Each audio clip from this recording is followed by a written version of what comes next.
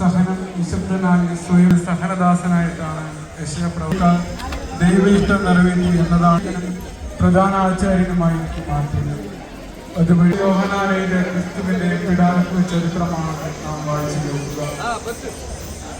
യേശു ഗെത്സമനിയിലുള്ള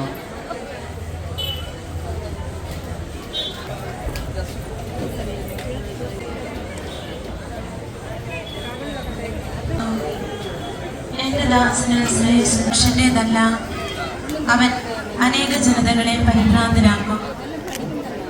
രാജാവ് അവിടുത്തെ മുന്നിൽ വളർന്നു. ശ്രദ്ധാർഹമായ രൂപഭംഗിയോ ഗാംഭീര്യമോ ആകർഷകമായ സൗന്ദര്യമോ അവനുണ്ടായിരുന്നില്ല. അവൻ മനുഷ്യൻ നിന്ദിക്കപ്പെടുകയും ഉപേക്ഷിക്കപ്പെടുകയും നമ്മുടെ അതിക്രമങ്ങൾക്ക് വേണ്ട ശിക്ഷ നമുക്ക് രക്ഷ നൽകി. അവന്റെ ക്ഷണങ്ങളാൽ നാം സൗഖ്യം പ്രാപിച്ചു. ആടുകളെ പോലെ നാം മൗനം പാലിച്ചു. മർദ്ദനത്തിനും ശിക്ഷാവിധിക്കും കുട്ടികളുടെയും ധനികരുടെയും ഇടയിൽ അവൻ സംസ്കരിക്കപ്പെടുകയും ചെയ്യും. മഹാൻ അതിക്രമങ്ങൾക്ക് വേണ്ടി മാധ്യസ്ഥം വഹിക്കാം.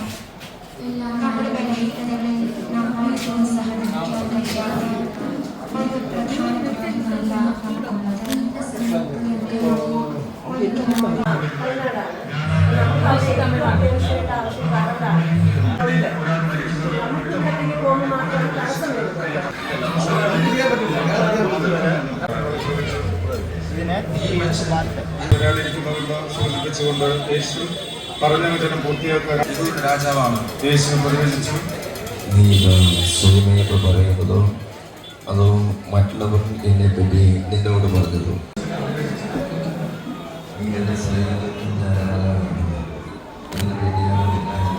കൈകൊണ്ട് അവൻ അവനെ പ്രഹരിച്ചു. പിലാത്തോസ് വീണ്ടും പുറത്തു വന്ന് അവരോട് പറഞ്ഞു, സേവകരും വിളിച്ചു പറഞ്ഞു, നിങ്ങൾ തന്നെ അവനെ കൊണ്ടുപോയി കുരിശിക്കൊണ്ടു. സാപത്തിൽ ശരീരങ്ങൾ കുരിശിൽ കിടക്കാതിരിക്കാൻ വേണ്ടി അവരുടെ പാർശ്വത്തിൽ കുറ്റം കുത്തി ഇവരെ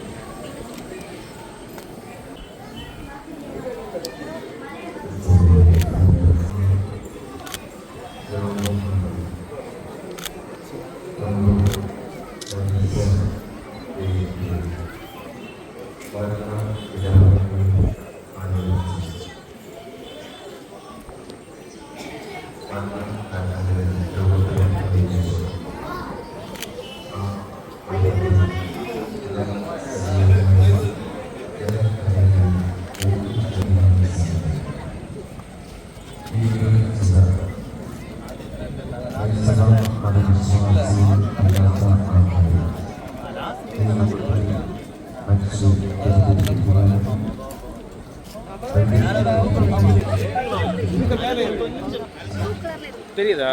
இங்க தெரியுதா?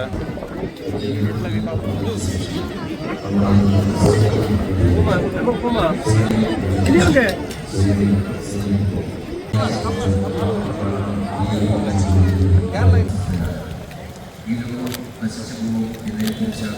ജ്ഞാനിമണികൾ ഇല്ലാതെ മുന്നോട്ട് പോയ നമ്മുടെ കർത്താവ് യേശു മിശിഹ നമ്മയും ക്ഷണിക്കുകയാണ്. നിന്റെ കുരിശും എടുത്തുകൊണ്ട് നിന്റെ സഹനവും എടുത്തുകൊണ്ട് അസ്വസ്ഥനാകാതെ സ്വസ്ഥമായിരിക്കുന്ന ഇതിലേക്ക് നിങ്ങൾ നടക്കുക. കാരണം ഞാൻ നിങ്ങൾക്ക് മുമ്പ് പിതാവിൻ്റെ അടുക്കിലേക്ക് പോകുന്നു. നമുക്ക് എല്ലാവർക്കും വേണ്ടി ഒരു വാസ്തവം ഒരുക്കി ഈ ലോകത്തിൽ യഥാർത്ഥ വഴിയെ പിഞ്ചെല്ലുവാൻ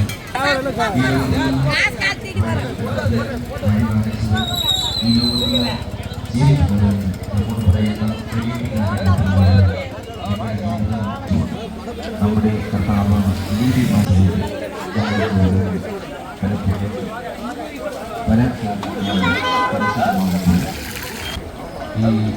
10 ദിവസങ്ങളിലായിട്ട് അവിടെ സ്വസ്ഥമായിരിക്കുന്ന അസ്വസ്ഥ